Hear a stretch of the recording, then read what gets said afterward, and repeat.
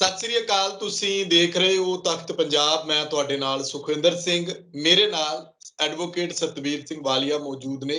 ਚਰਚਾ ਅਸੀਂ ਕਰਾਂਗੇ ਆਮ ਆਦਮੀ ਪਾਰਟੀ ਦੇ ਦਿੱਲੀ ਮਾਡਲ ਦੇ ਉੱਤੇ। ਵਾਲੀਆ ਸਾਹਿਬ ਵਕੀਲ ਹੋਣ ਦੇ ਪੇਸ਼ੇ ਦੇ ਨਾਲ ਆਮ ਆਦਮੀ ਪਾਰਟੀ ਦੇ ਵਿੱਚ ਕਰੀਬ 7 ਸਾਲ ਰਹੇ ਨੇ, ਸੀਨੀਅਰ ਅਹੁਦਿਆਂ ਦੇ ਉੱਤੇ ਰਹੇ ਨੇ। ਅੰਦਰਲੀਆਂ ਘੁੰਡੀਆਂ ਆਰਟੀਆਈ ਦੇ ਜ਼ਰੀਏ ਇਹਨਾਂ ਦੇ ਕੋਲ ਉਹ ਸਾਰੇ ਖੁਲਾਸੇ ਨੇ ਕਿ ਕੇਜਰੀਵਾਲ ਸਾਹਿਬ ਨੇ ਦਿੱਲੀ ਦੇ ਵਿੱਚ ਦਿੱਲੀ ਦਾ ਮਾਡਲ ਕਿੱਦਾਂ ਚਲਾਇਆ, ਜਿਹੜਾ ਉਹ ਕਹਿੰਦੇ ਨੇ ਕਿ ਅਸੀਂ ਪੰਜਾਬ ਦੇ ਵਿੱਚ ਮਾਡਲ ਬਣਾਵਾਂਗੇ। ਇਹ ਸਭ ਦੇ ਉੱਤੇ ਅਸੀਂ ਗੱਲਬਾਤ ਕਰਾਂਗੇ, ਇੱਕ ਇੱਕ ਕਰਕੇ ਸਟੈਪ ਬਾय ਸਟੈਪ ਹਰ ਵਿਸ਼ੇ ਦੇ ਉੱਤੇ।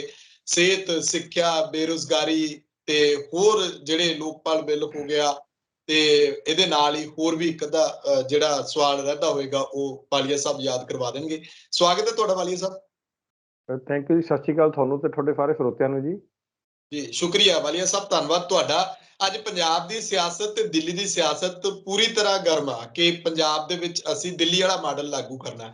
ਪਰ ਕੇਜਰੀਵਾਲ ਸਾਹਿਬ ਦਾ ਜਿਹੜਾ ਦਿੱਲੀ ਦਾ ਮਾਡਲ ਹੈ, ਜੇ ਆਪਾਂ ਸਿਹਤ ਤੋਂ ਸ਼ੁਰੂ ਕਰੀਏ, ਆਰਟੀਆਈ ਕੀ ਕਹਿੰਦੀ ਹੈ, ਤੁਹਾਡੇ ਤੱਕ ਜਿਹੜੀ ਜਾਣਕਾਰੀ ਹੈ ਉਹ ਕੀ ਕਹਿੰਦੀ ਹੈ? ਦੇਖੋ ਭਾਜੀ, ਸਭ ਤੋਂ ਵੱਡੀ ਗੱਲ ਤਾਂ ਇਹ ਹੈਗੀ ਹੈ ਕਿ ਪਹਿਲਾਂ ਤਾਂ ਦਿੱਲੀ ਮਾਡਲ ਛੱਡ ਕੇ ਕੇਜਰੀਵਾਲ ਦਿੱਲੀ ਤੋਂ ਭੱਜ ਚੁੱਕੇ ਨੇ। ਰਾਘਵ ਚੱਡਾ ਜਲ ਬੋਰਡ ਦੇਖਦਾ ਹੈ ਤੇ ਮਨੀਸ਼ ਸਿਸੋਦੀਆ ਐਜੂਕੇਸ਼ਨ ਦੇਖਦਾ ਹੈ ਤੇ ਖੁਦ ਮੁੱਖ ਮੰਤਰੀ ਅਰਵਿੰਦ ਕੇਜਰੀਵਾਲ ਜੀ ਨੇ। ਇਹ ਤਿੰਨੋਂ ਜਿਹੜੇ ਆ ਦਿੱਲੀ ਛੱਡ ਕੇ ਭੱਜ ਚੁੱਕੇ ਨੇ, ਭਗੌੜੇ ਹੋ ਚੁੱਕੇ ਨੇ ਦਿੱਲੀੋਂ ਇਹ। ਸੋ ਮੈਂ ਹੁਣ ਇਹਨਾਂ ਦਾ, ਕਿਉਂਕਿ ਇਹਨਾਂ ਦਾ ਦਿੱਲੀ ਮਾਡਲ ਜਿਹੜਾ ਹੈ ਬੁਰੀ ਤਰ੍ਹਾਂ ਐਕਸਪੋਜ਼ ਹੋਇਆ ਦਿੱਲੀ 'ਚ ਵੀ ਤੇ ਹੁਣ ਪੰਜਾਬ 'ਚ ਵੀ ਐਕਸਪੋਜ਼ ਹੋ ਰਿਹਾ। ਤੇ ਮੈਂ ਹੁਣ ਇਹਨਾਂ ਦੀ ਗੱਲ ਕਰਾਂ, ਤੁਸੀਂ ਸਿਹਤ ਦੀ ਗੱਲ ਕੀਤੀ ਕਿ ਸਿਹਤ ਮਾਡਲ ਇਹਨਾਂ ਦਾ ਕੀ ਕਹਿੰਦਾ ਹੈ। ਦੇਖੋ, ਸਭ ਤੋਂ ਪਹਿਲੀ ਗੱਲ ਤਾਂ ਇਹਨਾਂ ਨੇ ਨਵੇਂ ਹਸਪਤਾਲ ਖੋਲ੍ਹਣ ਦੀ ਗੱਲ ਕੀਤੀ ਸੀਗੀ। ਇਹਨਾਂ ਨੇ ਮੈਡੀਕਲ ਸੈਂਟਰਸ, ਇਹਨਾਂ ਨੇ ਕਿਹਾ ਸੀ 980 ਮੈਡੀਕਲ ਸੈਂਟਰ ਜਿਹੜੇ ਆ ਉਹ ਖੋਲਾਂਗੇ। ਇਹ 26 ਨੰਬਰ ਤੇ ਜਿਹੜਾ ਇਹਨਾਂ ਦਾ ਮੈਨੀਫੈਸਟੋ ਹੈਗਾ, ਮੈਂ ਤੱਥ ਦੇ ਆਧਾਰ ਤੇ ਗੱਲ ਕਰਦਾ। ਤੁਹਾਡੇ ਚੈਨਲ ਤੇ ਵੀ ਕਈ ਕਮੈਂਟ ਜਿਹੜੇ ਭਗਤ ਜਿਹੜੇ ਅੱਜ ਕੱਲ ਆਮ ਆਦਮੀ ਪਾਰਟੀ ਦਾ ਸੋਸ਼ਲ ਮੀਡੀਆ ਮੇਰੇ ਬੜਾ ਪਿੱਛੇ ਪਿਆ ਹੋਇਆ ਹੈ ਤੇ ਉਹ ਭਗਤਾਂ ਦੀ ਲਾਈਨ ਜਿਹੜੀ ਹੈ ਮੈਨੂੰ ਬੜੀ ਰੌਲਾ ਪਾਉਂਦੀ ਹੈ। ਪਰ ਮੈਂ ਫੈਕਟਸ ਤੇ ਗੱਲ ਕਰਦਾ ਤੇ ਮੈਂ ਸਭ ਨੂੰ ਬੇਨਤੀ ਵੀ ਕਰੂੰਗਾ ਕਿ ਫੈਕਟਸ ਤੇ ਗੱਲ ਕਰਨ, ਤੱਥਾਂ ਦੇ ਆਧਾਰ ਤੇ, ਕਾਗਜ਼ਾਂ ਦੇ ਆਧਾਰ ਤੇ ਗੱਲ ਕਰਨ। ਵਟਸਐਪ ਯੂਨੀਵਰਸਿਟੀ ਵਾਲੇ ਲੀਡਰਾਂ ਤੇ ਭਗਤਾਂ ਨੂੰ ਮੈਂ ਕਹੂੰਗਾ ਦੂਰ ਰਹਿਣ ਤੁਹਾਡੀ ਇਸ ਡਿਬੇਟ ਤੋਂ। ਤੋ ਪਹਿਲਾਂ ਇਹਨਾਂ ਦਾ ਜਿਹੜਾ 26 ਨੰਬਰ ਤੇ ਹੈ ਕਿ 980 ਹੈਲਥ ਕਲੀਨਿਕ ਦੇਵਾਂਗੇ, ਨਵੇਂ ਹਸਪਤਾਲ ਖੋਲਾਂਗੇ। ਮੈਨੀਫੈਸਟੋ ਜਿਹੜਾ 2015 ਦਾ ਸੀਗਾ, ਕੋਈ ਹਸਪਤਾਲ ਤਾਂ ਖੁੱਲਿਆ ਨਹੀਂ ਹੈਗਾ। ਤੇ ਜਦੋਂ ਖੋਲੇ ਵੀ ਗਏ, ਉਹ ਡੱਬੇ ਜਿਹੜੇ ਟੀਨ ਦੇ ਡੱਬੇ ਤਕਰੀਬਨ 450 ਦੇ ਕਰੀਬ ਮੁਹੱਲਾ ਕਲੀਨਿਕ ਖੋਲਤੇ ਤੇ ਜਿਸ ਤੋਂ ਵੀ ਤਕਰੀਬਨ 30% ਦੇ ਕਰੀਬ ਬੰਦ ਪਏ ਨੇ। ਔਰ ਕੋਵਿਡ ਦੇ ਟਾਈਮ ਤੇ, ਕਰੋਨਾ ਵਾਇਰਸ ਦੇ ਟਾਈਮ ਤੇ ਉਹ ਮੁਹੱਲਾ ਕਲੀਨਿਕ ਬਿਲਕੁਲ ਬੰਦ ਰਹੇ, ਕੋਈ ਬੈਨੀਫਿਟ ਨਹੀਂ ਦਿੱਲੀ ਦੀ ਜਨਤਾ ਨੂੰ ਦੇ ਸਕੇ। ਈਵਨ ਕਿ ਜਿਹੜੇ ਕਰੋਨਾ ਵਾਇਰਸ ਦੇ ਇੰਜੈਕਸ਼ਨ ਟੀਕੇ ਵੀ ਲੱਗਣੇ ਸੀਗੇ, ਉਹ ਮੁਹੱਲਾ ਕਲੀਨਿਕ 'ਚ ਇੱਕ ਵੀ ਟੀਕਾ ਲਗਾਉਣ ਤੇ, ਵੈਕਸੀਨੇਸ਼ਨ ਲਗਾਉਣ ਤੋਂ ਨਾਕਾਮ ਰਹੀ ਦਿੱਲੀ ਸਰਕਾਰ। ਫਿਰ ਆ ਜੋ ਗੱਲ ਉਹਨਾਂ ਨੇ ਕਿਹਾ ਜੀ ਸਾਡਾ ਹੈਲਥ ਸਿਸਟਮ ਬੜਾ ਵਧੀਆ ਹੈ ਜੀ, ਬੜਾ ਠੀਕ ਹੈ। ਜਰਾ ਪੁੱਛ ਲਿਓ ਦਿੱਲੀ ਵਾਲਿਆਂ ਨੂੰ ਜਦੋਂ ਆਉਣਗੇ, ਖੈਰ ਹੁਣ ਤਾਂ ਦਿੱਲੀ ਛੱਡ ਕੇ ਭੱਜੇ ਹੋਏ ਪੰਜਾਬ 'ਚ ਹੀ ਨੇ, ਤੇ ਇਹਨਾਂ ਨੂੰ ਪੁੱਛ ਲਿਓ ਕਦੀ ਟੱਕਰਨਗੇ ਕਿ ਬਈ ਅਰਵਿੰਦ ਕੇਜਰੀਵਾਲ ਜੀ ਦੀ ਧਰਮ ਪਤਨੀ ਤੇ ਹੈਲਥ ਮਿਨਿਸਟਰ ਜਿਹੜੇ ਸਤਿੰਦਰ ਜੈਨ ਜੀ, ਉਹਨਾਂ ਨੂੰ ਪ੍ਰਾਈਵੇਟ ਹਸਪਤਾਲਾਂ 'ਚ ਇਲਾਜ ਕਿਉਂ ਕਰਾਉਣਾ ਪੈ ਰਿਹਾ ਹੈ। ਜੇ ਦਿੱਲੀ ਸਰਕਾਰ ਦੇ ਹਸਪਤਾਲਾਂ ਨੇ ਵਧੀਆ ਇਹਨਾਂ ਨੇ ਕਰਤੇ ਨੇ, ਦਿੱਲੀ ਮਾਡਲ ਦਾ ਹੈਲਥ ਸਿਸਟਮ ਇੰਨਾ ਵਧੀਆ ਕਰਤੇ, ਉਹ ਕਿਉਂ ਕਰਾਉਣੇ ਪੈ ਗਏ। ਇਹ ਬਾਰ-ਬਾਰ ਕਹਿੰਦੇ ਅਸੀਂ ਫ੍ਰੀ ਜਿਹੜਾ ਇਲਾਜ ਹੁੰਦਾ, ਉੱਥੇ ਫ੍ਰੀ ਇਲਾਜ ਤਾਂ ਪੰਜਾਬ 'ਚ ਵੀ ਹੁੰਦਾ। ਪੰਜਾਬ 'ਚ ਕਿਹੜੇ ਸਰਕਾਰੀ ਹਸਪਤਾਲ 'ਚ ਪੈਸੇ ਲੱਗਦੇ ਨੇ, ਉੱਥੇ ਵੀ ਤਾਂ ਫ੍ਰੀ ਇਲਾਜ ਹੁੰਦਾ। ਫਿਰ ਗੱਲ ਆ ਜਾਓ, ਇਹਨਾਂ ਨੇ ਕਿਹਾ ਸੀਗਾ ਕਿ ਅਸੀਂ 47 ਨੰਬਰ ਤੇ ਇਹਨਾਂ ਦਾ ਮੈਨੀਫੈਸਟੋ 'ਚ ਹੈਗਾ ਵਾਅਦਾ ਕਿ ਅਸੀਂ 4000 ਨਵੇਂ ਡਾਕਟਰ ਭਰਤੀ ਕਰਾਂਗੇ ਤੇ 15000 ਨਵੀਆਂ ਨਰਸਾਂ ਭਰਤੀ ਕਰਾਂਗੇ। ਸੋ ਇੱਕ ਵੀ ਡਾਕਟਰ ਤੇ ਇੱਕ ਵੀ ਨਰਸ ਜੇ ਕੋਈ ਭਰਤੀ ਕਰੀ ਹੋਵੇ ਤਾਂ ਜਰਾ ਅਰਵਿੰਦ ਕੇਜਰੀਵਾਲ ਜੀ ਆਉਣਗੇ ਪੁੱਛ ਲਿਓ, ਇੱਕ ਵੀ ਡਾਕਟਰ, ਇੱਕ ਵੀ ਨਰਸ ਭਰਤੀ ਨਹੀਂ ਕੀਤੀ ਗਈ। ਵਾਅਦਾ ਸੀਗਾ 4000 ਡਾਕਟਰ ਤੇ 15000 ਨਰਸਾਂ। 30% ਜਿਹੜੇ ਮੁਹੱਲਾ ਕਲੀਨਿਕ ਬੰਦ ਪਏ ਨੇ, ਕੁਝ ਬਦਹਾਲੀ ਕਰਕੇ ਤੇ ਕੁਝ ਡਾਕਟਰਾਂ ਦੀ ਕਮੀ ਕਰਕੇ ਬੰਦ ਪਏ ਨੇ। ਉਹ ਡੱਬੇ ਜੇ ਖੋਲ ਤਾਂ ਦੇ ਦਿਖਾਉਣ ਵਾਸਤੇ, ਨੰਬਰ ਪੂਰੇ ਕਰਨ ਨੂੰ।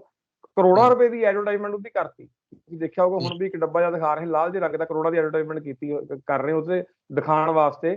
ਤੇ ਪਰ ਡਾਕਟਰਾਂ ਨੂੰ ਨਹੀਂ ਅਪੁਆਇੰਟ ਕਰ ਸਕੇ, ਨਾ ਹੀ ਕੰਟਰੈਕਚੁਅਲ ਡਾਕਟਰਾਂ ਨੂੰ ਤੇ ਕੰਟਰੈਕਚੁਅਲ ਨਰਸਾਂ ਜਿਹੜੀਆਂ ਹੈਗੀਆਂ ਉਹਨਾਂ ਨੂੰ ਰੈਗੂਲਾਈਜ਼ ਕਰ ਸਕੇ। ਇੱਥੇ ਦਾ ਰੋਜ਼ਗਾਰ ਬਣ ਰਹੇ ਨੇ ਤੇ ਉਹਨਾਂ ਨੂੰ ਵੀ ਰੈਗੂਲਾਈਜ਼ ਨਹੀਂ ਕਰ ਸਕੇ। ਸੋ ਨੰਬਰ ਆਫ ਕਮੀਆਂ ਜਿਹੜੀਆਂ ਹੈਗੀਆਂ ਹੈਲਥ ਸਿਸਟਮ ਦੀਆਂ, ਇਹ ਦਿੱਲੀ ਦੀਆਂ ਹੈਗੀਆਂ ਨੇ। ਔਰ ਮੋਰ ਓਵਰ ਕੋਵਿਡ ਟਾਈਮ ਤੇ ਤਾਂ ਅਰਵਿੰਦ ਕੇਜਰੀਵਾਲ ਜੀ ਨੇ ਹੱਥ ਖੜੇ ਕਰਤੇ ਸੀਗੇ।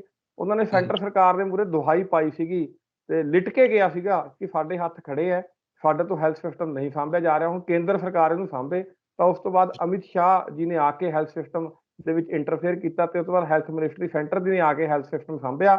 ਔਰ ਤੁਹਾਡੇ ਸਾਹਮਣੇ ਸਬੂਤ ਤਾਂ ਹੈਗੇ ਹੀ ਨੇ ਕਿ ਕਿਵੇਂ ਦਿੱਲੀ ਤੋਂ ਲੋਕ ਆਪਣੀ ਜਾਨ ਬਚਾਉਣ ਵਾਸਤੇ ਭੱਜ ਕੇ ਪੰਜਾਬ 'ਚ, ਹਰਿਆਣਾ 'ਚ ਆਪਣੀ ਟ੍ਰੀਟਮੈਂਟ ਕਰਾਉਣ ਵਾਸਤੇ ਪਹੁੰਚੇ ਨੇ ਤੇ ਦਿੱਲੀ ਦਾ ਹਾਲਾਤ ਕੀ ਸੀਗਾ ਉਹ ਸਭ ਦੇ ਸਾਹਮਣੇ ਹੀ ਹੈ। ਤੇ ਇਹਦੇ ਨਾਲ ਸਾਫ਼ ਹੀ ਨਜ਼ਰ ਆਉਂਦਾ ਕਿ ਇਹਨਾਂ ਦਾ ਹੈਲਥ ਸਿਸਟਮ ਜਿਹੜਾ ਸਿਰਫ ਇੱਕ ਕਾਗਜ਼ੀ ਬਣਾਵਟੀ ਤੇ ਕਰੋੜਾਂ ਰੁਪਏ ਦਾ ਖਰਚਾ ਕਰਕੇ ਐਡ ਕਰਕੇ ਬਣਾਇਆ ਹੋਇਆ ਹੈਲਥ ਸਿਸਟਮ ਹੈਗਾ, ਅਦਰਵਾਈਜ਼ ਅੰਦਰੋਂ ਖੋਖਲਾ ਹੈ। ਬਿਲਕੁਲ ਬਿਲਕੁਲ ਜਦੋਂ ਅਸੀਂ ਸਿੱਖਿਆ ਦੀ ਗੱਲ ਕਰਦੇ ਹਾਂ, ਉਹ ਕਹਿੰਦੇ ਕਿ ਸਾਡੇ ਸਕੂਲਾਂ ਦੇ ਮਾਡਲ ਤਾਂ ਬਾਹਰਲੇ ਦੇਸ਼ਾਂ ਤੋਂ ਆ ਕੇ ਵੱਡੀਆਂ ਵੱਡੀਆਂ ਹਸਤੀਆਂ ਦੇਖਣ ਆਉਂਦੀਆਂ ਨੇ, ਤੇ ਦੂਜੇ ਪਾਸੇ ਪੰਜਾਬ ਦੀ ਗੱਲ ਕਰਦੇ ਨੇ ਕਿ ਪੰਜਾਬ ਦਾ ਸਿੱਖਿਅਕ ਢਾਂਚਾ ਦੇਖ ਲਓ। ਕਾਫੀ ਦਿਨਾਂ ਤੋਂ ਪੰਜਾਬ ਦੇ ਸਿੱਖਿਆ ਮੰਤਰੀ ਜਿਹੜੇ ਨੇ ਪ੍ਰਗਟ ਸਿੰਘ ਹੋਰਾਂ ਦੇ ਨਾਲ ਉਧਰਲੇ ਪਾਸੇ ਦਿੱਲੀ ਦੇ ਵਿੱਚ ਸਿੱਖਿਆ ਮੰਤਰੀ ਸਿਸੋਦੀਆ, ਮਨੀਸ਼ ਸਿਸੋਦੀਆ, ਉਹ ਪੰਜਾਬ ਸਕੂਲਾਂ ਦਾ ਗੇੜਾ ਲਾਉਂਦੇ ਨੇ। ਹਾਲਾਤ ਕੀ ਨੇ ਦਿੱਲੀ ਦੇ? ਦੇਖੋ, ਦਿੱਲੀ ਦੀ ਸਿੱਖਿਆ ਦੇ ਜੇ ਹਾਲਾਤ ਚੈੱਕ ਕਰਨੇ ਹੈ ਤਾਂ ਮੇਰੇ ਹਿਸਾਬ ਨਾਲ ਸਾਨੂੰ ਦਿੱਲੀ ਐਜੂਕੇਸ਼ਨ ਦੀ ਵੈਬਸਾਈਟ ਤੇ ਚਲ ਜਾਣਾ ਚਾਹੀਦਾ ਹੈ। ਤੇ ਦਿੱਲੀ ਐਜੂਕੇਸ਼ਨ ਜਿਹੜੀ ਵੈਬਸਾਈਟ ਹੈਗੀ ਆ, ਵੈਬਸਾਈਟ ਇਟਸੈਲਫ ਦੱਸਦੀ ਹੈ ਕਿ ਦਿੱਲੀ ਦਾ ਸਿੱਖਿਆ ਮਾਡਲ ਕੀ ਕਹਿੰਦਾ ਹੈ। ਸਭ ਤੋਂ ਪਹਿਲਾਂ ਤਾਂ ਇਹਨਾਂ ਨੇ ਨਵੇਂ ਸਕੂਲ ਖੋਲਣ ਦੀ ਗੱਲ ਕੀਤੀ ਸੀਗੀ, ਪਰ ਇੱਕ ਵੀ ਨਵਾਂ ਸਕੂਲ, ਇੱਕ ਵੀ ਨਵਾਂ ਕਾਲਜ, ਇੱਕ ਵੀ ਕੋਈ ਸਿੱਖਿਅਕ ਅਦਾਰਾ, ਯੂਨੀਵਰਸਿਟੀ ਤੋਂ ਬਹੁਤ ਵੱਡੀ ਚੀਜ਼ ਹੈ, ਦਿੱਲੀ ਸਰਕਾਰ ਵੱਲੋਂ ਨਹੀਂ ਖੋਲੀ ਗਈ। ਫਿਰ ਕੇਜਰੀਵਾਲ ਦਾ ਇੱਕ ਰਿਪੋਰਟ ਕਾਰਡ ਹੈਗਾ, ਉਸ 'ਚ ਇੱਕ ਵੱਡਾ ਝੂਠ ਬੋਲਿਆ। ਉਸ 'ਚ ਉਹਨੇ ਕਿਹਾ ਕਿ ਭਾਈ ਵੀ ਅਸੀਂ 20,000 ਕਲਾਸਰੂਮ, ਐਡਮਿਸ਼ਨ ਵੀ ਹੈ, ਇਹ ਸੈਲਫ ਐਡਮਿਸ਼ਨ ਵੀ ਹੈ ਵੀ ਅਸੀਂ ਕੋਈ ਸਕੂਲ ਨਹੀਂ ਬਣਾਇਆ, ਪਰ ਅਸੀਂ 20,000 ਕਲਾਸਰੂਮ ਜਿਹੜੇ ਹੈਗੇ ਆ, ਇਹਦੀ ਪਹਿਲੀ ਲਾਈਨ 'ਚ ਹੈਗਾ, ਪਹਿਲੀ ਲਾਈਨ 'ਚ ਹੈ ਕਿ 20,000 ਕਲਾਸਰੂਮ ਜਿਹੜੇ ਅਸੀਂ ਬਣਾਏ ਨੇ ਨਵੇਂ। ਪਰ ਉਹਦੀ ਪੋਲ ਵੀ ਜਿਹੜੀ ਖੋਲੀ ਗਈ ਔਰ ਉਹਨੂੰ ਕਿਹਾ, ਇੱਕ ਅਖਬਾਰ ਦੀ ਕਟਿੰਗ ਵੀ ਹੈ ਜਿਸ 'ਚ ਕਿਹਾ ਕਿ ਉਹ ਇਕੁਇਵਲੈਂਟ ਟੂ 500 ਸਕੂਲ, ਜੇ 20,000 ਨੂੰ ਹੁਣ 500 ਨਾਲ ਤਕਸੀਮ ਕਰ ਲਏ ਤਾਂ 40 ਕਮਰਾ ਹੋਇਆ ਇੱਕ, ਜਿਹਨੂੰ ਕਹਿੰਦੇ ਆ ਇੱਕ ਬਿਲਡਿੰਗ ਦੇ ਵਿੱਚ, ਇੱਕ ਸਕੂਲ ਦੇ ਵਿੱਚ। ਹੁਣ ਮੇਰੀ ਆਰਟੀਆਈ ਕਹਿੰਦੀ ਹੈ ਕਿ ਮੈਂ ਇਹਨੂੰ ਪੁੱਛਿਆ 4 ਨੰਬਰ ਪਹਿਰੇ ਤੇ ਕਿ ਭਾਈ ਤੁਸੀਂ ਕਿੰਨੇ ਕੁ ਨਵੇਂ ਸਕੂਲ ਬਣਾਏ ਤੇ ਕਿੰਨੀਆਂ ਕਿ ਤੁਸੀਂ ਕੰਸਟਰਕਸ਼ਨ ਕੀਤੀ, ਤੇ ਨਵੇਂ ਸਕੂਲਾਂ ਤੋਂ ਤਾਂ ਮੁੱਕਰ ਗਏ ਇਹ। ਉਹ ਰਿਪੋਰਟ ਕਾਰਡ ਵੀ ਕਹਿ ਰਿਹਾ ਨਵਾਂ ਸਕੂਲ ਕੋਈ ਦਿੱਲੀ 'ਚ ਨਹੀਂ ਬਣਿਆ, ਪਰ ਇਹਨਾਂ ਨੇ ਕਿਹਾ 27 ਨਿਊ ਪੱਕਾ ਸਟਰਕਚਰ, 27 ਪੱਕਾ ਸਟਰਕਚਰ ਬਣਾਇਆ। ਮਤਲਬ ਜੇ ਆਪਾਂ 27 ਨੂੰ ਹੁਣ ਆਪਾਂ 40 ਨਾਲ ਗੁਣਾ ਕਰ ਲਈਏ ਤਾਂ 1080 ਕਮਰੇ ਬਣੇ ਨੇ। ਸੋ ਇੱਥੇ ਵੱਡਾ ਝੂਠ 20,000 ਕਮਰਿਆਂ ਵਾਲਾ ਵੀ ਕੇਜਰੀਵਾਲ ਬੋਲ ਗਿਆ, ਬਣੇ 1080 ਨੇ ਸਿਰਫ। ਪਰ ਗੱਲ ਫਿਰ ਉੱਥੇ ਆਂਦੀ ਖੜਦੀ ਹੈ ਫਿਰ ਵੀ ਕਮਰੇ ਬਣਾ ਤੇ ਚਲੋ ਇਨਫਰਾਸਟ੍ਰਕਚਰ ਤਿਆਰ ਕਰਨ ਦੀ ਗੱਲ ਕਰਦੇ, ਕਦੀ ਸਵਿਮਿੰਗ ਪੂਲ ਦਿਖਾਉਂਦੇ ਹੈ, ਕਦੀ ਦਿਖਾਉਂਦੇ, ਲੋਕ ਆ ਕੇ ਸਾਡੀ ਬਾਹਰੋਂ ਤਾਰੀਫ ਕਰਦੇ ਨੇ। ਤੇ ਇਹਨਾਂ ਨੂੰ ਤਾਂ ਇਹ ਤਾਂ ਪੁੱਛਿਆ ਜਾਵੇ ਕਿ ਬਈ ਤੁਸੀਂ ਟੀਚਰ ਕਿੰਨੇ ਨਵੇਂ ਭਰਤੀ ਕਰੇ ਹੈ। ਇਹਨਾਂ ਦਾ ਵਾਅਦਾ ਸੀਗਾ ਕਿ ਅਸੀਂ 20,000 ਟੀਚਰ, ਕੰਟਰੈਕਚੁਅਲ ਟੀਚਰ ਜਿਹੜੇ ਹੈਗੇ ਦਿੱਲੀ ਦੇ, 2015 'ਚ ਵਾਅਦਾ ਸੀਗਾ ਕਿ ਅਸੀਂ ਉਹਨਾਂ ਨੂੰ ਪੱਕੇ ਕਰਾਂਗੇ। ਤੇ ਮੇਰੀ ਇੱਕ ਆਰਟੀਆਈ ਹੈਗੀ ਹੈ, ਉਹ ਆਰਟੀਆਈ ਸਾਫ਼ ਦੱਸਦੀ ਹੈ ਕਿ ਇਹਨਾਂ ਨੇ ਟੀਚਰ ਜਿਹੜੇ ਹੈਗੇ ਆ 17,000 ਸਮਥਿੰਗ ਟੀਚਰ ਜਿਹੜੇ ਹੈਗੇ ਆ ਉਹ ਪੱਕੇ ਨਹੀਂ ਹੋਏ। ਇਹ 3 ਮਹੀਨੇ ਪਹਿਲਾਂ ਦੀ ਹੈ। ਜਿਹੜੀ ਨਵੀਂ ਆਰਟੀਆਈ ਹੈ ਉਸ 'ਚ 19,000 ਟੀਚਰ ਹੈ। 19,000 ਟੀਚਰ ਦਿੱਲੀ 'ਚ ਕੱਚਾ ਹੈ। ਅੱਜ ਤੁਸੀਂ ਦੇਖਿਆ ਹੋਊਗਾ ਦਿੱਲੀ 'ਚ ਮੁੱਖ ਮੰਤਰੀ ਕੇਜਰੀਵਾਲ ਜੀ ਦੇ ਘਰ ਦੇ ਬਾਹਰ ਧਰਨਾ ਟੀਚਰਾਂ ਨੇ ਲਾਇਆ ਹੋਇਆ ਹੈ, ਤੇ ਉਹ ਆਪਣੇ ਨਾਲ ਪੱਕੇ ਕਰਨ ਦੀ ਮੰਗ ਕਰ ਰਹੇ ਵੀ ਤੁਸੀਂ ਪੰਜਾਬ 'ਚ ਜਾ ਕੇ ਟੀਚਰਾਂ ਨੂੰ ਪੱਕੇ ਕਰਨ ਦੀ ਗੱਲ ਕਰਦੇ ਹੋ, ਸਾਨੂੰ ਕਿਉਂ ਨਹੀਂ ਪੱਕੇ ਕਰਦੇ? ਉਹ ਪੱਕੇ ਕਰਨ ਦੀ ਮੰਗ ਕਰਦੇ ਆ। ਫਿਰ ਤੁਸੀਂ ਵੈਬਸਾਈਟ 'ਚ ਚੱਲ ਜਾਓ, ਵੈਬਸਾਈਟ ਤੇ ਸਕੂਲਾਂ ਦਾ ਜੇ ਤੁਸੀਂ ਚੈੱਕ ਕਰੋ 3 ਕੈਟਾਗਰੀ 'ਚ ਨੇ, ਪੱਕਾ ਸਟਰਕਚਰ, ਸੈਮੀ ਪੱਕਾ ਸਟਰਕਚਰ ਤੇ ਪੋਟਾ ਕੈਬਿਨ। ਮੈਂ ਤੁਹਾਨੂੰ ਦੱਸਣਾ ਚਾਹੁੰਦਾ ਕਿ 67% 60 ਤੇ ਲੈ ਕੇ 65 ਤੇ ਲੈ ਕੇ 67% ਸਕੂਲ ਜਿਹੜੇ ਸੈਮੀ ਪੱਕਾ ਸਟਰਕਚਰ ਹੈ। ਸੈਮੀ ਪੱਕਾ ਸਟਰਕਚਰ ਮਤਲਬ ਟੀਨ ਸ਼ੈਡ, ਤੋਂ ਟੀਨ ਸ਼ੈਡ ਵਾਲਾ 67% ਸਟਰਕਚਰ ਹੈ। ਉਹ 10-12 ਸਕੂਲਾਂ ਨੂੰ ਪੋਲਿਸ਼ ਕਰਕੇ ਇਹਨਾਂ ਨੇ ਕਹਿ ਵੀ ਦੇਖੋ ਜੀ ਵੀ ਅਸੀਂ ਕਿੰਨੇ ਵਧੀਆ ਸਕੂਲ ਬਣਾਤੇ, ਕੀ ਕਰਤੇ ਆ, ਬਟ ਅਦਰਵਾਈਜ਼ ਜਿਹੜਾ ਹੈਗਾ ਇਹਨਾਂ ਦਾ ਕੋਈ ਵੀ ਐਸਾ ਨਹੀਂ ਇਹਨਾਂ ਨੇ ਕੀਤਾ ਹੈਗਾ। ਈਵਨ ਕਿ ਜਿਹੜੇ ਸਕੂਲ ਵੀ ਸਿਰਫ ਦਿੱਲੀ 'ਚ ਜਿਹੜੇ ਹੈਗੇ, ਪੰਜਾਬ 'ਚ 19,000 ਦੇ ਕਰੀਬ ਸਕੂਲ ਨੇ ਤੇ ਦਿੱਲੀ 'ਚ ਅਦਰਵਾਈਜ਼ ਤਾਂ 2,000 ਸਮਥਿੰਗ ਨੇ, ਪਰ ਐਮਸੀਡੀ ਤੇ ਦਿੱਲੀ ਸਰਕਾਰ ਦੇ ਸਕੂਲ ਅਲੱਗ-ਅਲੱਗ ਨੇ। ਤੇ 1,053 ਸਕੂਲ ਜਿਹੜੇ ਹੈ, 58 ਸਕੂਲ ਸੌਰੀ, ਉਸ ਵੈਬਸਾਈਟ ਤੇ ਹੈਗੇ ਦਿੱਲੀ ਸਰਕਾਰ ਦੀ ਤੇ, ਪਰ 1,027 ਸਕੂਲ ਹੀ ਵਰਕਿੰਗ ਨੇ, ਮਤਲਬ 26 ਸਕੂਲ ਦਿੱਲੀ ਸਰਕਾਰ ਦੇ ਬੰਦ ਪਏ ਨੇ। ਹੁਣ ਮੈਂ ਲਾਸਟ 'ਚ ਗੱਲ ਤੁਹਾਨੂੰ ਐਜੂਕੇਸ਼ਨ ਬਾਰੇ ਦੱਸਣਾ ਚਾਹਾਂਗਾ, ਜੋ ਬਾਰ-ਬਾਰ ਪੁੱਛ ਰਿਹਾ ਤੇ ਬਾਰ-ਬਾਰ ਹੋਰ ਵੀ ਕਈ ਨੁਮਾਇੰਦੇ ਪੁੱਛ ਰਹੇ ਨੇ।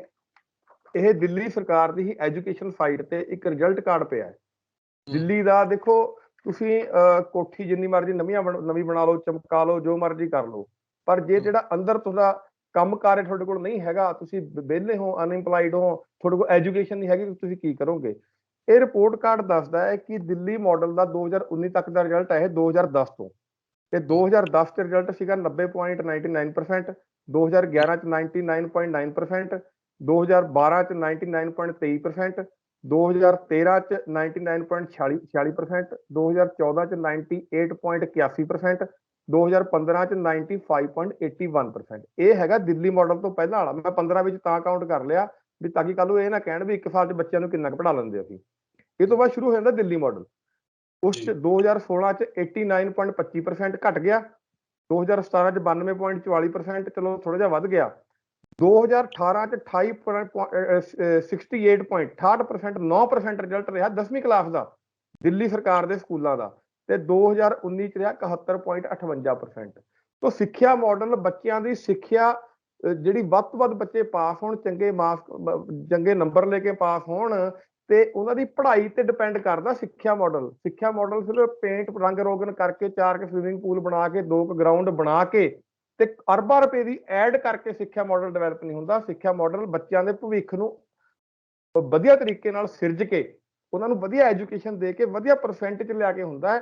ਤਾਂ ਜਦੋਂ ਤੋਂ ਦਿੱਲੀ ਸਰਕਾਰ ਬਣੀ ਹੈ, ਦਿੱਲੀ ਦਾ ਸਿੱਖਿਆ ਮਾਡਲ ਘਟਿਆ ਹੈ, ਵਧਿਆ ਨਹੀਂ। ਇਹਨਾਂ ਦੀ ਐਡਵਰਟਾਈਜ਼ਮੈਂਟ ਵਧੀ ਹੈ, ਇਹਨਾਂ ਦੇ ਡਰਾਮੇਬਾਜ਼ੀ ਵਧੀ ਹੈ, ਪਰ ਸਿੱਖਿਆ ਦਾ ਸਤਰ ਘਟਿਆ। ਵਾਲੀਆ ਸਾਹਿਬ, ਇਹਦੇ ਵਿੱਚ ਇੱਕ ਹੋਰ ਮੈਂ ਐਡ ਕਰਾਂ ਸਿੱਖਿਆ ਦੇ ਵਿੱਚ, ਕਿ ਪੰਜਾਬੀ ਟੀਚਰਾਂ ਦਾ ਕਿੰਨਾ ਕੁ ਉੱਤੇ ਕਾਫੀ ਰੌਲਾ ਰੱਪਾ ਉਹਦਾ ਵੀ ਸੁਣਨ ਨੂੰ ਮਿਲ ਜਾਂਦਾ। ਦੇਖੋ, ਪੰਜਾਬੀ ਟੀਚਰਾਂ ਦਾ ਤਾਂ ਮੈਂ ਤੁਹਾਨੂੰ ਜੇ ਮੈਨੀਫੈਸਟੋ ਦੀ ਗੱਲ ਕਰਾਂ, ਮੈਨੀਫੈਸਟੋ ਵਿੱਚ ਤਾਂ ਇਹਨਾਂ ਨੇ ਪੰਜਾਬੀ ਦਾ ਸ਼ਬਦ ਵੀ ਨਹੀਂ ਕੋਈ ਪਾਇਆ। ਮੈਨੀਫੈਸਟੋ 'ਚ ਇਹਨਾਂ ਨੇ ਗੱਲ ਕੀਤੀ ਹੈ ਭੋਜਪੁਰੀ ਲੈਂਗੁਏਜ ਦੀ, ਕਿ ਅਸੀਂ ਭੋਜਪੁਰੀ ਲੈਂਗੁਏਜ ਨੂੰ ਦਿੱਲੀ ਵਿੱਚ ਲਾਗੂ ਕਰਾਵਾਂਗੇ। ਪੰਜਾਬੀ ਲੈਂਗੁਏਜ ਦਾ ਤੁਸੀਂ ਦੇਖ ਲਿਆ ਕਿ ਡਾਟਾ, ਨੋ ਡਾਊਟ ਮੇਰੇ ਕੋਲ ਪੰਜਾਬੀ ਟੀਚਰਾਂ ਦਾ ਡਾਟਾ ਨਹੀਂ ਹੈਗਾ, ਪਰ ਜੋ ਸੁਣਨ 'ਚ ਆ ਰਿਹਾ, ਜੋ ਗੱਲਾਂ ਆ ਰਹੀਆਂ ਨੇ ਕਿ ਪੰਜਾਬੀ ਟੀਚਰਾਂ ਜਿਹੜੀਆਂ ਹੈਗੀਆਂ, ਪੰਜਾਬੀ ਟੀਚਰ ਉੱਥੇ ਬਿਲਕੁਲ ਘੱਟ ਨੇ। ਈਵਨ ਕਿ ਤਕਰੀਬਨ 196 ਸਕੂਲਾਂ ਦੇ ਕਰੀਬ ਤਾਂ ਸਰਕਾਰੀ ਪ੍ਰਿੰਸੀਪਲ ਨਹੀਂ ਹੈਗੇ, ਉਹ ਵੀ ਪ੍ਰਾਈਵੇਟ ਨੇ। ਵਾਈਸ ਪ੍ਰਿੰਸੀਪਲਸ ਨਹੀਂ ਹੈਗੇ। ਹਰੇਕ ਸਕੂਲ 'ਚ ਤਕਰੀਬਨ 4 ਤੇ 5 ਟੀਚਰ ਰੈਗੂਲਰ ਨੇ, ਬਾਕੀ ਸਾਰੇ ਜਿਹੜੇ ਹੈਗੇ ਆ ਗੈਸਟ ਟੀਚਰ ਨੇ। ਜਿਹੜੇ ਕੇਜਰੀਵਾਲ ਦੀ, ਜਦੋਂ ਇੱਥੇ ਮੈਂ ਮੀਡੀਆ ਨੂੰ ਵੀ ਥੋੜਾ ਕਹਿਣਾ ਚਾਹੁੰਦਾ ਹੈ ਕਿ ਉਹਨਾਂ ਨੇ ਕਿਉਂ ਸਵਾਲ ਨਹੀਂ ਕੀਤਾ ਕੇਜਰੀਵਾਲ ਜੀ ਨੂੰ, ਜਦੋਂ ਇੱਥੇ ਟੀਚਰਾਂ ਧਰਨੇ ਤੇ ਆਏ ਸੀਗੇ, ਕਿ ਭਾਈ ਤੁਸੀਂ ਟੀਚਰਾਂ ਧਰਨੇ ਤੇ ਉਹਨਾਂ ਸਹਿਯੋਗ ਦੇਣ ਤਾਂ ਆਏ ਹੋ, ਪਰ ਤੁਸੀਂ ਦਿੱਲੀ ਵਾਲੇ ਟੀਚਰ ਜਿਹੜੇ ਉਹ ਕਿਉਂ ਨਹੀਂ ਪੱਕੇ ਕਰ ਰਹੇ। ਮੈਂ ਹੁਣ ਤੁਹਾਨੂੰ ਇਹੀ ਦੱਸਦਾ ਕਿ ਪੰਜਾਬੀ ਲੈਂਗੁਏਜ ਦਾ ਭੁੱਲ ਹੀ ਗਏ ਇਹ। 22 ਨੰਬਰ ਜਿਹੜਾ ਮੈਨੀਫੈਸਟੋ 2015 ਦਾ ਹੈਗਾ, ਉਹ ਹੈਗਾ, ਉਸ ਨੂੰ ਇਹਨਾਂ ਨੇ ਲਿਖਿਆ ਡਿਊ ਰਿਕੋਗਨਾਈਜੇਸ਼ਨ ਫॉर ਭੋਜਪੁਰੀ ਲੈਂਗੁਏਜ, ਵੀ ਭੋਜਪੁਰੀ ਨੂੰ ਪ੍ਰਮੋਟ ਕਰਨ ਵਾਸਤੇ ਅਸੀਂ ਕਰਾਂਗੇ। ਪੰਜਾਬੀ ਲੈਂਗੁਏਜ ਇਹਨਾਂ ਦੇ ਪੂਰੇ ਮੈਨੀਫੈਸਟੋ ਵਿੱਚ ਕਿਤੇ ਸ਼ਬਦ ਨਹੀਂ। ਮੋਰਓਵਰ ਤੁਸੀਂ ਦੇਖ ਲਿਆ ਤਿਰੰਗਾ ਯਾਤਰਾ ਜੋ ਕੱਢੀ ਪਠਾਨਕੋਟ 'ਚ, ਪੰਜਾਬ ਤੇ ਪੰਜਾਬੀਅਤ ਦੀ ਅਸੀਂ ਗੱਲ ਕਰਦੇ ਆ, ਉੱਥੇ ਬੋਰਡ ਵੀ ਹਿੰਦੀ 'ਚ ਸੀਗੇ, ਗਾਣੇ ਵੀ ਹਿੰਦੀ 'ਚ ਸੀਗੇ, ਮੂਹਰੇ ਵਾਲੇ 3 ਲੀਡਰ ਵੀ ਹਿੰਦੀ ਬੋਲਣ ਵਾਲੇ ਸੀਗੇ। ਤਾਂ ਪੰਜਾਬੀ ਲੈਂਗੁਏਜ ਤਾਂ ਇਹ ਪੰਜਾਬ 'ਚ ਮੈਨੂੰ ਲੱਗਦਾ ਖੋਲਣਗੇ, ਦਿੱਲੀ ਤਾਂ ਕੀ ਲਾਗੂ ਕਰਾਣੀ ਹੈ। ਬਿਲਕੁਲ ਬਿਲਕੁਲ ਬਿਲਕੁਲ। ਰੁਜ਼ਗਾਰ ਵਾਲੇ ਪਾਸੇ ਆਈਏ, ਵੈਸੇ ਤਾਂ ਤੁਸੀਂ ਕਾਫੀ ਦੱਸ ਦਿੱਤਾ ਕਿ ਸਿੱਖਿਆ ਤੇ ਸਿਹਤ ਦੇ ਵਿੱਚ ਰੁਜ਼ਗਾਰ ਦਾ ਕੀ ਹਾਲ ਹੈ, ਪਰ ਓਵਰਆਲ ਇਹ ਕਹਿੰਦੇ ਕਿ ਅਸੀਂ ਕਰੋਨਾ ਦੇ ਦੌਰਾਨ ਨੌਕਰੀਆਂ ਦੇਣ ਨੂੰ ਲੈ ਕੇ ਪੋਰਟਲ ਬਣਾਏ, ਉਹਦੇ ਲੋਕਾਂ ਨੂੰ ਰੁਜ਼ਗਾਰ ਮਿਲਿਆ। ਪ੍ਰਾਈਵੇਟ ਤੇ ਸਰਕਾਰੀ ਖੇਤਰ ਜੇ ਦੋਨਾਂ ਦੀ ਗੱਲ ਕਰੀਏ ਤਾਂ ਇਹਦੇ ਵਿੱਚ ਕਿੰਨਾ ਕੁ ਰੁਜ਼ਗਾਰ ਦਿੱਲੀ ਦੇ ਵਿੱਚ ਪੈਦਾ ਕੀਤਾ ਗਿਆ? ਦੇਖੋ ਜੀ, ਮੇਰੀ ਇੱਕ ਆਰਟੀਆਈ ਹੈਗੀ ਹੈ, ਉਹਨੇ ਇਹਨਾਂ ਦੇ ਰੋਜ਼ਗਾਰ ਦਾ ਜਿਹੜਾ ਹੈ ਉਹ ਪਰਦਾਫਾਸ਼ ਕੀਤਾ। ਉਸ ਆਰਟੀਆਈ ਦੇ ਮੁਤਾਬਿਕ ਸਰਕਾਰੀ ਨੌਕਰੀਆਂ ਮੈਂ ਮੰਗਿਆ ਸੀ 2015 ਤੋਂ ਲੈ ਕੇ 2020 ਤੱਕ 5 ਸਾਲਾਂ 'ਚ ਦਿੱਲੀ ਸਰਕਾਰ ਨੇ ਕਿੰਨੀਆਂ ਨੌਕਰੀਆਂ ਦਿੱਤੀਆਂ। ਤੇ ਜੇ ਤੁਸੀਂ ਉਹ ਡਾਟਾ ਦੇਖੋਗੇ ਨਾ, ਤੇ ਤੁਸੀਂ ਵੀ ਸ਼ਰਮਾ ਜਾਓਗੇ ਕਿ ਜਿਹੜੇ ਦਿੱਲੀ ਵਾਲੇ ਆ ਕੇ ਇੱਥੇ ਗੱਲ ਕਰਦੇ ਆ ਕਿ ਅਸੀਂ ਪੰਜਾਬ 'ਚ ਰੋਜ਼ਗਾਰ ਦੇਵਾਂਗੇ, ਕਿਤੇ 26 ਲੱਖ ਨੌਕਰੀਆਂ ਕਹਿੰਦੇ ਆ, ਕਿਤੇ 10 ਲੱਖ ਨੌਕਰੀਆਂ ਕਹਿੰਦੇ ਆ। ਇਹ ਮੇਰੀ ਆਰਟੀਆਈ ਦਾ ਜਵਾਬ ਹੈ 2015 ਤੋਂ ਲੈ ਕੇ 2016 ਤੱਕ, ਸੌਰੀ 2020 ਤੱਕ 5 ਸਾਲਾਂ 'ਚ ਸਿਰਫ 440 ਸਰਕਾਰੀ ਨੌਕਰੀਆਂ ਦਿੱਲੀ ਸਰਕਾਰ ਨੇ ਦਿੱਤੀਆਂ, ਸਿਰਫ 440। ਮੈਂ ਤੁਹਾਨੂੰ ਈਅਰ ਵਾਈਜ਼ ਦੱਸ ਦਿੰਦਾ, 2015 'ਚ 176 ਨੌਕਰੀਆਂ ਦਿੱਤੀਆਂ, 2016 'ਚ 102 ਨੌਕਰੀਆਂ ਦਿੱਤੀਆਂ, 2017 'ਚ 66 ਨੌਕਰੀਆਂ ਦਿੱਤੀਆਂ, 2018 'ਚ 68 ਨੌਕਰੀਆਂ ਦਿੱਤੀਆਂ, 2019 'ਚ ਕੋਈ ਨੌਕਰੀ ਨਹੀਂ ਦਿੱਤੀ, ਚਲੋ ਕੋਵਿਡ ਟਾਈਮ ਸੀਗਾ। 2020 'ਚ 28 ਨੌਕਰੀਆਂ, 440 ਨੌਕਰੀਆਂ 5 ਸਾਲ ਦੀ ਕਾਰਗੁਜ਼ਾਰੀ। ਇਹ ਹੈ ਦਿੱਲੀ ਸਰਕਾਰ ਦਾ ਦਿੱਲੀ ਮਾਡਲ। ਹੁਣ ਆ ਜਾਓ ਅਗਲੀ ਗੱਲ। ਐਨਜੀਟੀ ਨੇ 2019 ਵਿੱਚ ਕਿਹਾ ਕਿ ਭਾਈ ਫੋਰੈਸਟ ਦੀ ਨੌਕਰੀਆਂ ਜਿਹੜੀਆਂ 211 ਨੌਕਰੀਆਂ ਸੀਗੀਆਂ, ਵੀ ਇਹਨਾਂ ਨੂੰ ਰੱਖਿਆ ਜਾਵੇ, ਕਿਉਂਕਿ ਇਨਵਾਇਰਨਮੈਂਟ ਪ੍ਰੋਟੈਕਸ਼ਨ ਦੀ ਬੜੀ ਲੋੜ ਹੈਗੀ ਹੈ, ਇਹ ਜ਼ਰੂਰਤ ਹੈ। ਤੁਸੀਂ ਬਿਲੀਵ ਨਹੀਂ ਕਰੋਗੇ, ਦਿੱਲੀ ਸਰਕਾਰ ਨੇ 2019 ਤੋਂ 2021 ਚੜ ਗਿਆ, ਸਿਰਫ ਦਿੱਲੀ ਸਰਕਾਰ ਨੇ ਉਹਦੀ ਐਗਜ਼ਾਮੀਨੇਸ਼ਨ ਤੋਂ ਲੈ ਕੇ, ਪੇਪਰ ਕੰਡਕਟ ਕਰਨ ਤੋਂ ਲੈ ਕੇ ਉਹਦਾ ਖਰਚਾ ਜਮ੍ਹਾਂ ਕਰਾਉਣਾ ਸੀਗਾ ਡਿਪਾਰਟਮੈਂਟ ਨੂੰ। ਅੱਜ ਤੱਕ ਦਿੱਲੀ ਸਰਕਾਰ ਨੇ ਉਹ ਨੋਮੀਨਲ ਦਾ ਖਰਚਾ ਜਮ੍ਹਾਂ ਨਹੀਂ ਕਰਾਇਆ, ਵੀ ਉਹ 2000 ਨੌਕਰੀਆਂ ਕਿਤੇ ਭਰ ਨਾ ਹੋ ਜਾਣ। ਪਤਾ ਨਹੀਂ ਕੀ ਇਹਨਾਂ ਨੂੰ ਖੁੰਦਕ ਹੈ ਸਰਕਾਰੀ ਨੌਕਰੀਆਂ ਤੋਂ, ਵੀ ਉਹ ਜਿਹੜਾ ਖਰਚਾ ਤੱਕ ਜਮ੍ਹਾਂ ਨਹੀਂ ਕਰਾਇਆ ਹੈਗਾ। ਐਨਜੀਟੀ ਬਾਰ-ਬਾਰ ਕਹਿੰਦੀ ਰਹੀ, ਬਾਰ-ਬਾਰ ਆਰਡਰ ਕਰਦੀ ਰਹੀ, ਤੇ ਇਹ ਵੀ ਇੱਕ ਰਿਪੋਰਟ ਹੈਗੀ ਹੈ ਕਿ ਨਹੀਂ, ਅਦਰਵਾਈਜ਼ 211 ਨੌਕਰੀਆਂ ਮਿਲ ਜਾਂਦੀਆਂ। ਇਹਨਾਂ ਦੀ ਡਾਟਾ ਵਧਣਾ ਸੀ 440 ਚ 211 ਹੋਰ ਵੱਧ ਜਾਂਦੀਆਂ। ਇਹਨਾਂ ਨੇ ਪਰਾਲੀ ਵਾਲੇ ਇਸ਼ੂ ਨੂੰ ਲੈ ਕੇ 40,000 ਰੁਪਏ ਕੈਪਸੂਲ ਤੇ ਖਰਚ ਕੇ 16.25 ਕਰੋੜ ਅਰਵਿੰਦ ਕੇਜਰੀਵਾਲ ਦੀ ਪਬਲਿਸਿਟੀ ਤੇ ਤਾਂ ਖਰਚ ਤੇ, ਪਰ ਜਿੱਥੇ ਲੋਕਾਂ ਨੂੰ ਰੋਜ਼ਗਾਰ ਮਿਲਣਾ ਸੀਗਾ 211 ਬੰਦਿਆਂ ਨੂੰ, ਉਹ ਰੋਜ਼ਗਾਰ ਵਾਸਤੇ ਇੱਕ ਨੋਮੀਨਲ ਅਮਾਉਂਟ ਪ੍ਰੀਖਿਆ ਵਾਸਤੇ ਜਿਹੜੀ ਫੀਸ ਜਮ੍ਹਾਂ ਹੋਣੀ ਸੀਗੀ, ਉਹ ਫੀਸ ਵੀ ਜਿਹੜੀ ਡਿਪਾਰਟਮੈਂਟ ਨੂੰ ਨਹੀਂ ਦਿੱਤੀ। ਇਹ ਤਾਂ ਇਹਨਾਂ ਦੇ ਰੋਜ਼ਗਾਰ ਦਾ ਹਾਲ ਹੈ। ਮੈਂ ਹੋਰ ਤੁਹਾਨੂੰ ਦੱਸ ਦਿੰਦਾ ਇਹਨਾਂ ਦਾ, ਰੋਜ਼ਗਾਰ 'ਚ ਜੇ ਆਪਾਂ ਗੱਲ ਕਰੀਏ, ਮੈਨੀਫੈਸਟੋ 'ਚ 26 ਨੰਬਰ ਸੌਰੀ ਇਹ ਹੈਗਾ, ਹਾਂ 10ਵੇਂ ਨੰਬਰ ਤੇ ਇਹਨਾਂ ਨੇ ਕਿਹਾ ਕਿ ਅਸੀਂ 2015 ਦਾ ਮੈਨੀਫੈਸਟੋ ਹੈ ਨੌਕਰੀਆਂ ਬਾਰੇ, ਅਸੀਂ ਨਵੇਂ ਸਫਾਈ ਕਰਮਚਾਰੀ ਰੱਖਾਂਗੇ 2011 ਦੇ ਸੈਂਸਸ ਦੇ ਹਿਸਾਬ ਨਾਲ। ਨਵੇਂ ਤਾਂ ਕੀ ਰੱਖਣੇ, ਜਿਹੜੇ ਪੁਰਾਣੇ ਸੀਗੇ ਉਹ ਵੀ ਪੱਕੇ ਨਹੀਂ ਕੀਤੇ। ਫਿਰ ਇਹਨਾਂ ਨੇ ਨੰਬਰ 24 ਤੇ ਕਿਹਾ ਵੀ ਅਸੀਂ ਕੰਟਰੈਕਚੁਅਲ ਸਟਾਫ ਨੂੰ ਸਾਰਿਆਂ ਨੂੰ ਰੈਗੂਲਾਈਜ਼ ਕਰਾਂਗੇ, ਤੇ ਅੱਜ ਤੱਕ ਕਿੰਨੇ ਕੁ ਰੈਗੂਲਾਈਜ਼ ਕਰੇ ਇਹ ਦਿਖਾ ਦੇਣ। ਸਿਰਫ ਰੌਲਾ ਪਾਉਂਦੇ ਆ, ਜਿਵੇਂ ਆਪਣੇ ਪੰਜਾਬ 'ਚ ਹੁੰਦਾ ਨਹੀਂ, ਜਦ ਦੀਵਾਲੀ ਦੇ ਟਾਈਮ ਤੇ ਜਵਾਕ ਕੀ ਕਰਦੇ ਆ, ਇੱਕ ਜਾਨਵਰ ਦੇ ਪੂੰਛ ਨੂੰ ਬੰਬ ਬੰਨ੍ਹ ਦਿੰਦੇ ਆ, ਬਾਅਦ 'ਚ ਭੱਜਿਆ ਫਿਰੀ ਜਾਂਦਾ ਹੈ। ਤੇ ਇਵੇਂ ਰਾਘਵ ਚੱਡਾ ਮਨੀਸ਼ ਸਿਸੋਦੀਆ ਭੱਜੇ ਫਿਰੀ ਜਾਂਦੇ ਆ, ਪਿੱਛੇ ਬੰਬ ਬੰਨ੍ਹਿਆ ਹੋਇਆ ਇਹਨਾਂ ਦੇ। ਪਰ ਅਸਲੀਅਤ ਕਿਆ ਹੈ, ਇਹਨਾਂ ਦੀ ਅਸਲੀਅਤ ਕਿਆ ਹੈ, ਜਦ ਉਹ ਗੱਲ ਪੁੱਛਦੇ ਚੁੱਪ ਹੋ ਜਾਂਦੇ। ਸਿਰਫ ਪੰਜਾਬ ਦੀ ਅਸਲੀਅਤ ਦੱਸ ਰਹੇ, ਦਿੱਲੀ ਦੀ ਅਸਲੀਅਤ ਦੱਸਣ ਤੋਂ ਭੱਜ ਜਾਂਦੇ, ਤੱਥਾਂ ਤੋਂ ਭੱਜ ਜਾਂਦੇ ਆ ਇਹ। ਉਹਦੇ ਬਾਅਦ ਫੇਰ ਆ ਜਾਓ ਜੀ 47 ਨੰਬਰ ਤੇ ਇਹਨਾਂ ਨੇ ਕਿਹਾ ਕਿ ਅਸੀਂ 55,000 ਵੇਕੈਂਟ ਪੋਸਟ ਜਿਹੜੀਆਂ ਹੈਗੀ ਸਰਕਾਰੀ ਉਹ ਭਰਾਂਗੇ। ਅੱਜ ਤੋਂ ਤੁਹਾਡੇ ਸਾਹਮਣੇ 440 ਭਰ ਹੋਈਆਂ ਸਿਰਫ।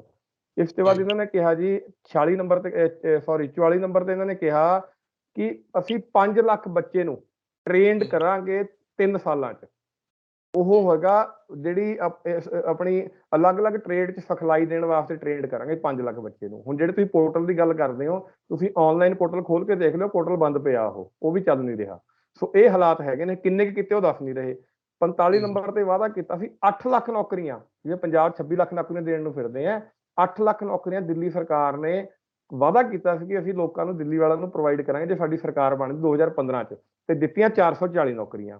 ਉਸ ਤੋਂ ਬਾਅਦ ਬਾਕੀ ਇੱਕ ਹੋਰ ਮੈਂ ਗੱਲ ਵੀ ਤੁਹਾਨੂੰ ਦੱਸੂਗਾ। ਅੱਜ ਕੱਲ੍ਹ ਖੈਰ ਦਿੱਲੀ ਸਰਕਾਰ ਨੇ ਆਪਣਾ ਪੱਲਾ ਝਾੜ ਹੀ ਦਿੱਤਾ। ਤੁਸੀਂ ਐਡ ਦੇਖ ਰਹੇ ਹੋਵੋਗੇ, ਕਰੋੜਾਂ ਰੁਪਏ ਦੀ ਐਡ ਮਨੀਸ਼ ਸਿਸੋਦੀਆ ਜੀ ਦਿਖਾਉਂਦੇ ਆ। ਸਕੂਲ 'ਚ ਬੱਚਾ ਜਾ ਰਿਹਾ ਹੁੰਦਾ, ਉਹਨੂੰ ਬਾਰ-ਬਾਰ ਪੁੱਛਦੇ ਆ ਵੀ ਤੂੰ ਕੁਛ ਕਰ ਲੈ, ਨੌਕਰੀ ਤੇਰੇ ਕੋਲ ਨੌਕਰੀ ਮਿਲ ਜਾਏਗੀ, ਤੂੰ ਕੁਛ ਕਰ ਲੈ, ਤੇਰੇ ਕੋਲ ਨੌਕਰੀ ਮਿਲ ਜਾਏਗੀ। ਤੇ ਮਨੀਸ਼ ਸਿਸੋਦੀਆ ਜੀ ਉਹਨੂੰ ਫੁੱਲ ਦੇਣ ਲੱਗਦਾ ਹੈ। ਮਨੀਸ਼ ਸਿਸੋਦੀਆ ਜੀ ਕਹਿੰਦੇ ਤੂੰ ਨੌਕਰੀ ਕਰਨੇ ਵਾਲਾ ਨਹੀਂ, ਨੌਕਰੀ ਦੇਣੇ ਵਾਲਾ ਬਣੇਗਾ। ਤਾਂ ਦਿੱਲੀ ਤੁਸੀਂ ਸਮਝ ਜਾਓ ਉਹਨਾਂ ਦੀ ਮਨਸ਼ਾ। ਦਿੱਲੀ ਸਰਕਾਰ ਇੱਥੇ ਕਹਿ ਚੁੱਕੀ ਹੈ ਕਿ ਭਾਈ ਨੌਕਰੀ ਦੇਣੇ ਵਾਲਾ, ਬੱਚਿਆਂ ਨੂੰ ਤਾਂ ਕਹਿ ਰਹੇ ਤੂੰ ਨੌਕਰੀ ਦੇਣੇ ਵਾਲਾ ਬਣੇਗਾ, ਪਰ ਦਿੱਲੀ ਸਰਕਾਰ ਉਹੀ ਐਡ ਨੂੰ ਮੈਂ ਕਹਿੰਦਾ ਆਪਣੇ ਆਪ ਤੇ ਇੰਪਲੀਮੈਂਟ ਕਰਕੇ ਨੌਕਰੀ ਦੇਣ ਵਾਲਾ ਵੀ ਬਣ ਜਾਵੇ। ਦਿੱਲੀ ਸਰਕਾਰ ਨੌਕਰੀ ਖੁਦ ਨਹੀਂ ਦੇਣ ਵਾਲੀ ਬਣ ਰਹੀ, ਲੋਕਾਂ ਨੂੰ ਦੱਸ ਰਹੀ ਹੈ ਕਿ ਤੁਸੀਂ ਪੜ੍ਹੋ, ਪੜ੍ਹ ਕੇ ਨੌਕਰੀ ਦੇਣ ਵਾਲੇ ਬਣੋ। ਤੇ ਨੌਕਰੀ ਉਹ ਦੇਣਗੇ ਕਿੱਥੋਂ ਜਦ ਤੁਸੀਂ ਉਹਨਾਂ ਨੌਕਰੀਆਂ ਦੇਣੀਆਂ। ਵਾਲੀਆ ਸਾਹਿਬ, ਇੱਥੇ ਇੱਕ ਹੋਰ ਸਵਾਲ ਹੈ ਕਿ ਇੱਕ ਤਾਂ ਲੇਟੈਸਟ ਮੈਨੀਫੈਸਟੋ ਇਹਨਾਂ ਦਾ ਜਿਹੜਾ ਤੀਜੀ ਵਾਰ ਸੱਤਾ ਦੇ ਵਿੱਚ ਆਏ, ਕਿਉਂਕਿ ਲੋਕ ਵੀ ਕਹਿੰਦੇ ਨੇ ਕਿ ਆਖਿਰਕਾਰ ਕੋਈ ਤਾਂ ਕਾਰਨ ਹੋਣਾ ਕਿ ਕੇਜਰੀਵਾਲ ਸਾਹਿਬ ਦੀ ਸਰਕਾਰ ਨੂੰ ਤੀਜੀ ਵਾਰੀ ਚੁਣਿਆ ਗਿਆ। ਇਹ ਵੀ ਸਵਾਲ ਆ। ਦੂਜਾ ਲੋਕਪਾਲ ਬਿੱਲ ਨੂੰ ਲੈ ਕੇ, ਕਿਉਂਕਿ ਉਸ ਵੇਲੇ ਜਦੋਂ ਇਹ ਸੱਤਾ ਵਿੱਚ ਆਏ ਬੜਾ ਰੌਲਾ ਪਿਆ ਸੀਗਾ ਕਿ ਅਸੀਂ ਬਣਾ ਦੇਵਾਂਗੇ। ਉਹਨੂੰ ਲੈ ਕੇ ਵੀ ਦਿੱਲੀ ਨੂੰ ਵਿਸ਼ੇਸ਼ ਰਾਜ ਦਾ ਦਰਜਾ ਦਿਵਾਉਣਾ। ਇਹ ਕਹਿੰਦੇ ਕਿ ਸਾਡੇ ਕੋਲ ਤਾਂ ਅੱਧੀ ਅਧੂਰੀ ਸਰਕਾਰ ਹੈ, ਲੰਗੜੀ ਸਰਕਾਰ ਹੈ, ਸਾਡਾ ਸਾਰਾ ਕੁਝ ਜਿਹੜਾ ਉਹ ਕੇਂਦਰ ਦੇ ਅੰਡਰ ਚੱਲਦਾ, ਇਸ ਕਰਕੇ ਜਿੰਨੇ ਕੁ ਸਾਧਨ ਨੇ ਉਨੇ ਕੁ ਨਾਲ ਅਸੀਂ ਦਿੱਲੀ ਨੂੰ ਚਲਾ ਰਹੇ ਹਾਂ। ਦੇਖੋ ਜੀ, ਪਹਿਲੀ ਗੱਲ ਤਾਂ ਤੁਸੀਂ ਜੋ ਗੱਲ ਕੀਤੀ ਕਿ ਵੀ ਆਪਣਾ ਦਿੱਲੀ 'ਚ ਤੀਜੀ ਵਾਰੀ ਬਣੇ ਆ, ਤੋ ਮੈਂ ਤਾਂ ਜਨਤਾ ਨੂੰ ਦੱਸਣਾ ਚਾਹੁੰਦਾ ਵੀ ਤੀਜੀ ਵਾਰੀ ਕਿਵੇਂ ਬਣੇ ਆ। ਇਹ ਬੀਜੇਪੀ ਤੇ ਆਮ ਆਦਮੀ ਪਾਰਟੀ ਮਿਲ ਕੇ ਖੇਲ ਰਹੇ ਨੇ। ਇਹਨਾਂ ਦਾ ਇੱਕ ਮਿਊਚੁਅਲ ਅੰਡਰਸਟੈਂਡਿੰਗ, ਇੰਟਰਨਲ ਅੰਡਰਸਟੈਂਡਿੰਗ ਹੋਈ ਹੈ ਕਿ ਤਿੰਨੋਂ ਲੋਕ ਸਭਾ ਦੀ 7 ਲੋਕ ਸਭਾ ਦੀ ਸੀਟਾਂ ਬੀਜੇਪੀ ਜਿੱਤੇਗੀ, ਤੇ ਤਿੰਨੋਂ ਮਿਊਨਿਸਪਲ ਕਾਰਪੋਰੇਸ਼ਨ ਜਿਹੜੀ ਦਿੱਲੀ ਦੀ ਐਮਸੀਡੀ ਹੈਗੀ ਆ ਉਹ ਵੀ ਬੀਜੇਪੀ ਨੂੰ ਜਾਏਗੀ, ਤੇ ਸਰਕਾਰ ਕੇਜਰੀਵਾਲ ਜੀ ਕੋਲ ਰਹੂਗੀ। ਨਹੀਂ ਕਦੀ ਜੇ ਅੰਨੇ ਕਿ ਜ਼ਿਆਦਾ ਹੀ ਵਧੀਆ ਇਹਨਾਂ ਨੇ ਕੰਮ ਕੀਤੇ, ਇੰਨਾ ਵਧੀਆ ਦਿੱਲੀ ਮਾਡਲ ਹੈਗਾ, ਤੇ ਇਹ ਸਿਰਫ ਵਿਧਾਨ ਸਭਾ 'ਚ ਕਿਉਂ ਜਿੱਤਦੇ ਆ। ਚਲੋ ਲੋਕ ਸਭਾ ਮੰਨ ਲਓ ਮੋਦੀ ਸਾਹਿਬ ਦੇ ਨਾਂ ਤੇ ਵੋਟ ਪੈ ਗਈ, ਤਿੰਨੋਂ ਐਮਸੀਡੀ ਤਾਂ ਹੈਗੀਆਂ ਨਾ, ਮਿਊਨਿਸਪਲ ਕਾਰਪੋਰੇਸ਼ਨ ਤਾਂ ਹੈਗੀਆਂ। ਇਹ ਤਿੰਨੋਂ ਮਿਊਨਿਸਪਲ ਕਾਰਪੋਰੇਸ਼ਨ ਕਿਉਂ ਹਾਰ ਜਾਂਦੇ ਆ, ਉੱਥੇ ਕਿਉਂ ਨਹੀਂ ਜਿੱਤਦੇ ਗਰਾਊਂਡ ਲੈਵਲ ਤੇ ਜਿੰਨਾ ਕੰਮ ਕਰਦੇ ਨੇ। ਇੱਕ ਮਿਊਚੁਅਲ ਅੰਡਰਸਟੈਂਡਿੰਗ ਬੀਜੇਪੀ ਤੇ ਆਮ ਆਦਮੀ ਪਾਰਟੀ ਦੀ ਹੈਗੀ ਹੈ। ਫਿਰ ਤੁਸੀਂ ਗੱਲ ਕੀਤੀ ਲੋਕਪਾਲ ਦੀ। ਇਹਨਾਂ ਨੇ ਕਿਹਾ ਜੀ 2015 ਵਾਅਦਾ ਕੀਤਾ ਕਿ ਦਿੱਲੀ ਲੋਕਪਾਲ ਬਿੱਲ ਲੈ ਕੇ ਆਵਾਂਗੇ। ਚਲੋ ਲੈ ਕੇ ਆਏ, ਇਹ ਲੋਕਪਾਲ ਨਿਯੁਕਤ ਕੀਤਾ। ਪਰ ਜਿਹੜੇ ਸਭ ਨੂੰ ਕਰਪਟ ਕਹਿੰਦੇ ਆ, ਦੇਖੋ ਇੱਕ ਸਿੰਪਲ ਜਿਹਾ ਫੰਡਾ ਹੈ। ਮੋਦੀ ਸਾਹਿਬ ਕਹਿੰਦੇ ਆ ਕਿ ਮੈਂ ਹੀ ਇੱਕ ਇਕੱਲਾ ਨੈਸ਼ਨਲਿਸਟ ਹੈ, ਬੀਜੇਪੀ ਕਦੀ ਨੈਸ਼ਨਲਿਸਟ ਪਾਰਟੀ ਹੈ, ਬਾਕੀ ਸਾਰੇ ਜੋ ਵੀ ਬੀਜੇਪੀ ਦੇ ਅਗੇਂਸਟ ਨੇ ਦੇਸ਼ ਦੇ ਗੱਦਾਰ ਨੇ। ਉਵੇਂ ਹੀ ਕੇਜਰੀਵਾਲ ਜੀ ਕਹਿੰਦੇ ਕਿ ਦੁਨੀਆ 'ਚ ਮੈਂ ਹੀ ਇਕੱਲਾ ਇਮਾਨਦਾਰ ਜੰਮਿਆ, ਜਿਹੜਾ ਵੀ ਬਾਕੀ ਆਮ ਆਦਮੀ ਪਾਰਟੀ ਦਾ ਲੀਡਰ ਜਾਂ ਵਰਕਰ ਵੀ ਹੈ ਉਹ ਸਾਰੇ ਬੇਈਮਾਨ ਨੇ, ਇਕੱਲਾ ਕੇਜਰੀਵਾਲ ਇਮਾਨਦਾਰ ਹੈ। ਤੇ ਇਹ ਦਿੱਲੀ ਲੋਕਪਾਲ ਬਿੱਲ, ਇੱਕ ਲੋਕਾਯੁਕਤ ਨਿਯੁਕਤ ਹੋਇਆ। 1 ਸਾਲ ਤੋਂ ਹੁਣ ਲੋਕਾਯੁਕਤ ਦਾ ਪਦ ਜਿਹੜਾ ਹੈਗਾ, ਜਿਹੜੀ ਪੋਸਟ ਹੈ ਖਾਲੀ ਪਈ ਹੈ, ਉਹਦੇ ਦਫ਼ਤਰ ਨੂੰ ਜਿੰਦਾ ਲੱਗਿਆ ਹੋਇਆ, ਕਿਉਂਕਿ 87 ਐਮਐਲਏ ਦੇ ਖਿਲਾਫ ਕਰਪਸ਼ਨ ਦੇ ਕੇਸ ਉਸ ਲੋਕਾਯੁਕਤ ਦੇ ਕੋਲ ਪੈਂਡਿੰਗ ਪਏ ਨੇ। ਉਹ 87 ਐਮਐਲਏ ਕੌਣ ਨੇ? ਆਮ ਆਦਮੀ ਪਾਰਟੀ ਦੇ। ਹੁਣ 62 ਐਮਐਲਏ ਤੇ 63 ਐਮਐਲਏ ਤਾਂ ਆਮ ਆਦਮੀ ਪਾਰਟੀ ਦੇ ਨਾ, 62 ਐਮਐਲਏ ਤਾਂ ਆਮ ਆਦਮੀ ਪਾਰਟੀ ਦੇ ਨਾ। ਉਹ ਹੁਣ ਉਹ 62 ਐਮਐਲਏ ਚੋਂ ਕਿਸੇ ਦੇ ਖਿਲਾਫ 2 ਕੇਸ, ਕਿਸੇ ਦੇ 3 ਖਿਲਾਫ, ਕਿਸੇ ਦੇ 1 ਕੇਸ, 87 ਕੇਸ ਜਿਹੜੇ ਹੈ ਕਰਪਸ਼ਨ ਦੇ ਐਮਐਲਏ ਦੇ ਖਿਲਾਫ ਪੈਂਡਿੰਗ ਪਏ ਨੇ। ਉਹ ਤੋਂ ਬਾਅਦ ਆ ਜਾਓ ਤੁਸੀਂ ਗੱਲ, ਤਾਂ ਹੀ ਇਹ ਉਹ ਲੋਕਪਾਲ ਤੋਂ ਭੱਜ ਗਏ। ਇਹ ਤਾਂ ਖੈਰ ਆਰਟੀਆਈ ਐਕਟਿਵਿਸਟ ਵੀ ਬਣਦੇ ਸੀ, ਉੱਥੇ ਭੱਜ ਗਏ। ਮੇਰੀ ਕਈ ਆਰਟੀਆਂ ਦੀ ਅੱਜ 5 ਤਰੀਕ ਦੀਆਂ ਪਾਈਆਂ ਹੋਈਆਂ, 5/11 ਦੀਆਂ, ਤੇ ਅੱਜ ਸਮਝ ਲਓ 5:12 ਹੋ ਗਈ ਤਾਂ ਹੁਣ ਤੱਕ ਉਹਨਾਂ ਦੀ ਰਿਪਲਾਈਆਂ ਨਹੀਂ ਆਈਆਂ। ਮੈਂ ਅਪੀਲ ਫਾਈਲ ਕਰਨ ਲੱਗਿਆ ਉਹਨਾਂ ਦੀ, ਕਿਉਂਕਿ ਹੁਣ ਡਰ ਗਏ ਇਹ, ਜਦੋਂ ਇਹਨਾਂ ਖੁਲਾਸਾ ਹੋਣ ਲੱਗ ਗਿਆ, ਇਹਨਾਂ ਸੱਚ ਨਿਕਲਣ ਲੱਗ ਗਿਆ ਤੇ ਹੁਣ ਆਰਟੀਆਈ ਤੋਂ ਹੀ ਭੱਜ ਗਏ ਇਹ। ਫਿਰ ਆ ਜੋ ਗੱਲ, ਇੱਕ ਗੱਲ ਇਹ ਕਰਦੇ ਬਾਰ-ਬਾਰ ਕਿ ਅਸੀਂ ਬੜੇ ਠੀਕ ਹੈ ਜੀ, ਬੜੇ ਇਮਾਨਦਾਰ ਹੈ ਜੀ, ਹਰ ਚੀਜ਼ ਕਰਦੇ ਹਾਂ ਜੀ। ਮੈਂ ਤੁਹਾਨੂੰ ਪਹਿਲਾਂ ਗੱਲ ਦੱਸੀ ਕਿ 40,000 ਸਿਰਫ ਕੈਪਸੂਲ ਤੇ ਖਰਚ ਕੇ ਪੌਣੇ 16 ਕਰੋੜ ਆਪਣੀ ਐਡਵਰਟਾਈਜ਼ਮੈਂਟ ਤੇ ਖਰਚ ਗਏ। ਇਹ ਇਕੱਲਾ ਮੈਂ ਨਹੀਂ ਕਹਿ ਰਿਹਾ, ਮੇਰੀ ਇਸ ਗੱਲ ਤੇ ਮੋਹਰ ਲਾਈ ਹੈ ਆਨਰੇਬਲ ਸੁਪਰੀਮ ਕੋਰਟ ਨੇ। ਪੋਲਿਊਸ਼ਨ ਦਿੱਲੀ ਦਾ ਜਿਹੜਾ ਕੱਲ ਦਾ IQ ਜਿਹੜਾ ਸੀ AQI ਸੀਗਾ ਉਹ 400 ਕੁਛ ਦੇ ਉੱਪਰ ਸੀਗਾ।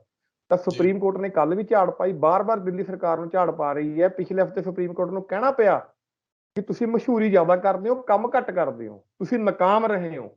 ਈਵਨ ਕਿ ਕੱਲ ਦਾ ਸੁਪਰੀਮ ਕੋਰਟ ਨੂੰ ਇਹ ਕਹਿਣਾ ਪੈ ਗਿਆ ਕਿ ਅਸੀਂ ਪੋਲਿਊਸ਼ਨ ਨੂੰ ਲੈ ਕੇ ਇੱਕ ਐਡਮਿਨਿਸਟ੍ਰੇਟਰ ਜਿਹੜਾ ਕੋਈ ਅਪਾਇੰਟ ਕਰਦੇ ਨੇ, ਤੁਹਾਡੇ ਵਾਸ ਦੀ ਗੱਲ ਨਹੀਂ ਹੈ। ਇਹ ਕੇਜਰੀਵਾਲ ਵਾਸਤੇ ਵਰਡਿੰਗ ਯੂਜ਼ ਹੈ ਸੁਪਰੀਮ ਕੋਰਟ ਦੀ, ਅਸੀਂ ਅਲੱਗ ਤੋਂ ਕੋਈ ਬੰਦਾ ਅਪਾਇੰਟ ਕਰਦੇ ਨੇ, ਤੁਹਾਡੇ ਹੱਥ ਵਾਸ ਦੀ ਨਹੀਂ ਹੈ। ਸੋ ਬਾਰ-ਬਾਰ ਸੁਪਰੀਮ ਕੋਰਟ ਦੀ ਝਾੜ ਪੈ ਰਹੀ ਹੈ।